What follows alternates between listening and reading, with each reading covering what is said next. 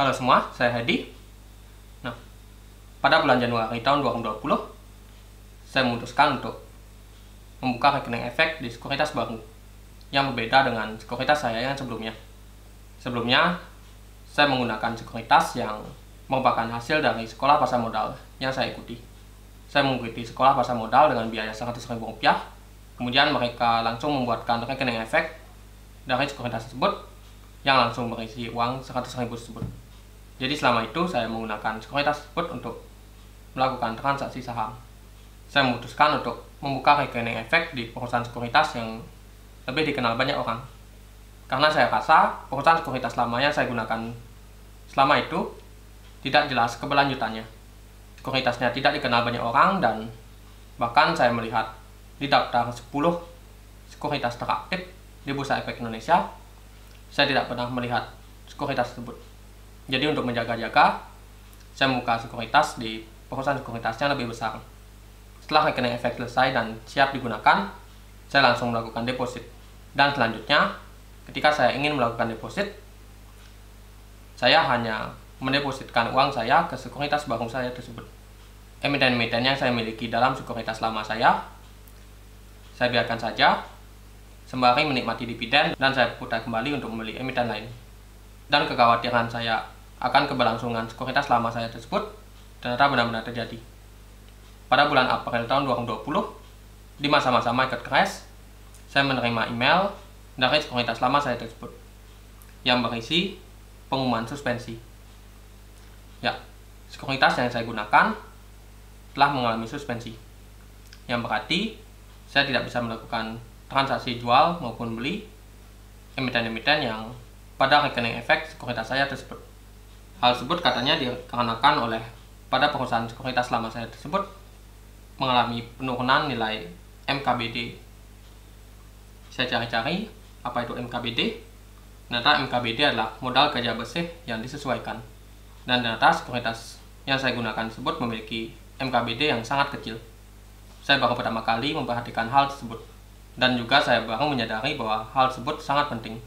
Kemudian saya mengecek MKBD pada sekuritas baru saya dan saya bersyukur bahwa nilai MKBD-nya cukup tinggi. Tentu saja hal tersebut membuat saya cukup panik, terutama karena masih banyak aset-aset saham saya yang berada di sekuritas lama saya tersebut. Sehingga saya langsung menghubungi broker saya dan ternyata masih ada harapan. Saya masih bisa melakukan transaksi jual maupun beli, akan tapi lebih disarankan untuk menjual. Namun transaksi tersebut tidak bisa dilakukan di aplikasi, melainkan saya harus menghubungi broker sekuritas saya tersebut secara manual dan menyebutkan kode-kode emiten berikut berapa lot yang ingin saya jual. Jadi saya langsung memutuskan untuk menjual semua emiten saya.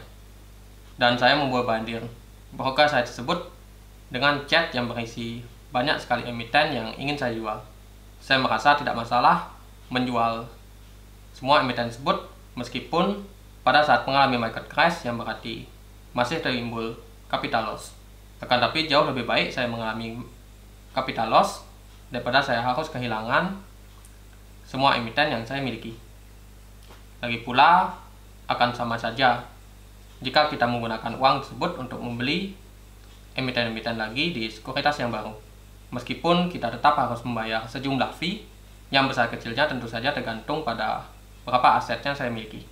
Setelah saya menjualnya, saya menyisakan berapa emiten karena emiten tersebut telah melampaui tanggal ex-date, yang berarti saya akan menerima dividen.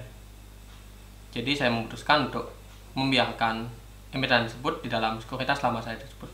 Dan segera setelah saya melakukan perintah menjual saham saya akhirnya terjual dan langsung saya carikan. Kemudian saya langsung mentransfernya ke rekening efek yang baru tersebut. Setelah beberapa minggu kemudian, sampai akhirnya saya menerima dividen dari emiten yang saya diamkan di sekuritas lama tersebut, saya kembali memberikan perintah jual kepada broker saya. Dan ternyata sudah tidak bisa lagi. Dikatakan saat ini saya tidak bisa melakukan order, bahkan langsung ke sekuritas untuk melakukan transaksi jual beli. Namun mereka masih melayani proses yang berkaitan dengan pindah saham dan tarik dana. Nah, saya tertarik dengan kata pindah saham tersebut.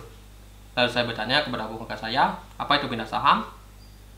Kemudian katanya, jika saya memiliki akun di sekuritas lain, maka nantinya saham yang ada di sekuritas lama saya tersebut bisa dipindahkan ke sekuritas yang baru tersebut.